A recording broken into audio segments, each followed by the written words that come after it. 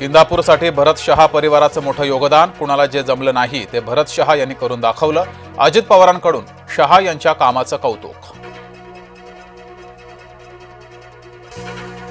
पुसद नगर परिषदेच्या निवडणुकीत चौरंगी लढतीची शक्यता. राज्यमंत्री इंद्रनील नाईक यांची प्रतिष्ठा पणाला. तुम्ही 2 तारखेला आमची काळजी घ्या. पुढील 5 वर्ष आम्ही तुमची काळजी घेऊ. मुख्यमंत्री देवेंद्र फडणवीसांचं सांगोलाकरांना आश्वासन. डोंबिवलीमध्ये भाजपा शिवसेनेचे कार्यकर्ते आमने सामने. गणेश घाट आणि रागाई मंदिर प्रवेशद्वार उद्घाटनापूर्वी राडा.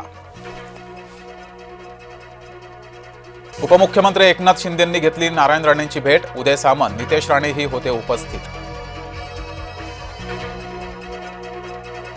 बारामती नगर परिषदेची निवडणूक लांबणीवर.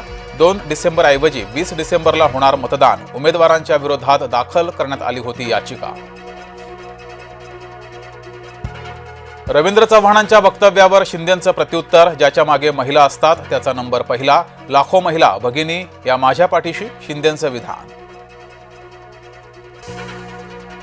मुंबईचा महापौर हिंदू होणार असं भाजपावाले म्हणतायत. आम्ही केलेला मराठी महापौर हिंदू नव्हता का? उद्धव ठाकरेंचा भाजपाला सवाल.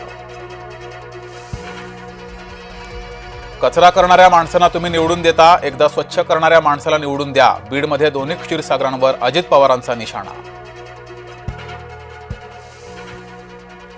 राष्ट्रवादी सत्तेशिवाय राहू शकत नाही. आम्ही गुवाहाटीला गेलो म्हणून तुम्ही हे चांगले दिवस पाहताय. मंत्री भरत गोगावलेंचं सुनील तटकरेंना प्रत्युत्तर. दिवसा भाजपाचा प्रचार, आतून स्वाभिमानी पक्षाचा. बच्चू कडू यांची राणा दाम्पत्यावर टीका.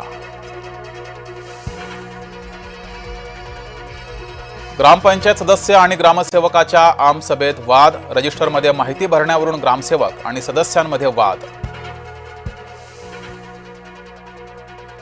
अहिल्यानगरमध्ये निवडणुका पुढे ढकलल्या. 12 पैकी 4 नगर परिषद निवडणुका पुढे ढकलल्या. कोपरगाव, देवळाली, नेवासा आणि पाथर्डीचा समावेश. गोंदियातील 3 वॉर्डच्या निवडणुका स्थगित. वॉर्ड क्रमांक 3, 6 आणि 11 मधील निवडणुका स्थगित.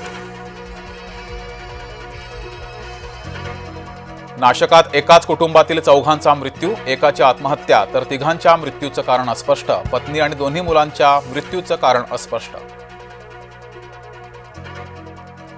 नाशिकच्या तपोवनमध्ये आंदोलन. साधुग्राममधील झाडं वाचवण्यासाठी हिंदू महासभा मैदानात.